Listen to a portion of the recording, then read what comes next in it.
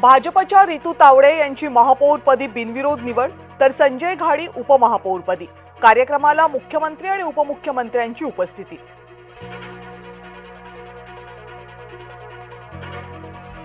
महापौर आणि उपमहापौर मुंबईला नवी दिशा देतील।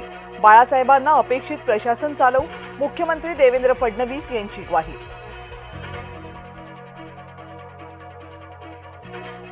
नवनिर्वाचित महापौरांसमोरच बोलायला न दिल्यानं काँग्रेसच्या नगरसेवकांचा गोंधळ, तर ठाकरे गटाच्या नगरसेवकांनीही पेपर्स फाडले।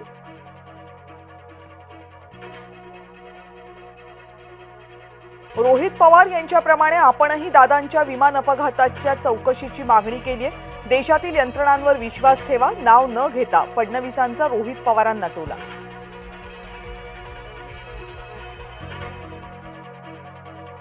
उपमुख्यमंत्री सुनेत्रा पवार आज दिल्ली दौऱ्यावर।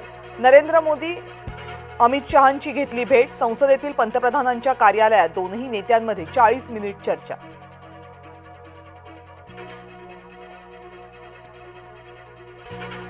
शरद पवार यांच्या प्रकृतीमध्ये सुधारणा, आणखी 5 दिवस रुग्णालयात उपचार घेण्याचा सल्ला।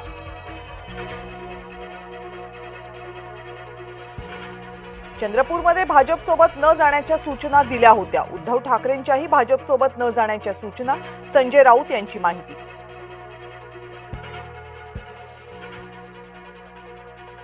चंद्रपूरमध्ये भाजपचा महापौर बसवल्यानंतर सुधीर मुनगंटीवारांचं रील व्हायरल।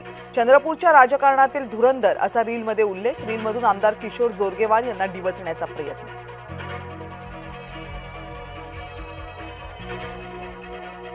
ठाण्यामध्ये रात्री उशिरापर्यंत शिंदेंची नाशिकमधील नेत्यांशी चर्चा। कोण गटबाजी करतंय, पक्षादेश कोण पाळत नाही याची घेतली माहिती।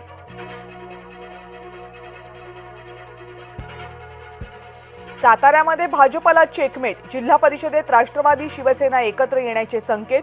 जिल्ह्याच्या राजकारणात सध्या मोठी उलथापालथ। लातूर जिल्हा परिषद अध्यक्षपदाचा भाजपचा 50-50 चा प्रस्ताव, तर अजित पवारांची राष्ट्रवादी 5 वर्ष अध्यक्षपदावर ठाम।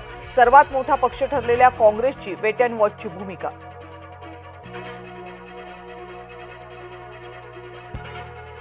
आता वंदे मातरमलाही उभं राहणं अनिवार्य। जनगणमन आणि वंदे मातरम वाजवलं जाणार। केंद्राची नवीन मार्गदर्शक तत्त्वे जारी।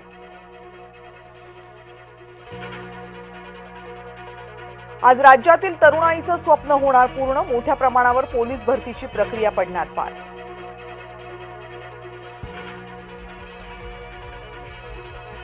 चित्रा वाघ, रुपाली चाकणकर सारख्या नेत्या महिलांचे प्रश्न सोडवत नाहीत। गुन्हेगारांमध्ये भाजपचीच लोक असतात।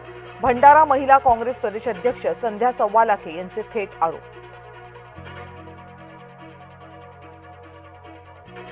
अहिल्यानगरमध्ये अवैध व्यवसायांविरोधात रुई छत्तीसीच्या ग्रामस्थांचं उपोषणास्त्र। पोलीस अधीक्षकांच्या आश्वासनानंतर दुसऱ्या दिवशी उपोषण स्थगित।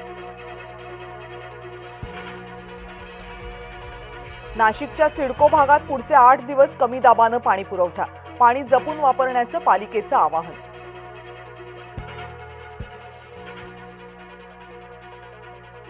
नरेंद्र मोदींचं विमान आसाममध्ये महामार्गावर उतरू शकणार। ईशान्येकडील पहिली आपत्कालीन हवाई पट्टी तयार। पंतप्रधान नरेंद्र मोदी 14 फेब्रुवारीला उद्घाटन करणार।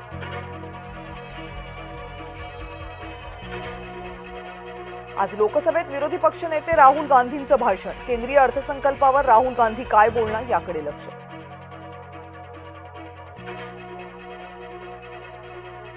अमेरिकेबरोबर डील नव्हे ढील। लोकसभेत अर्थसंकल्पावर चर्चेदरम्यान अखिलेश यादव यांची टीका।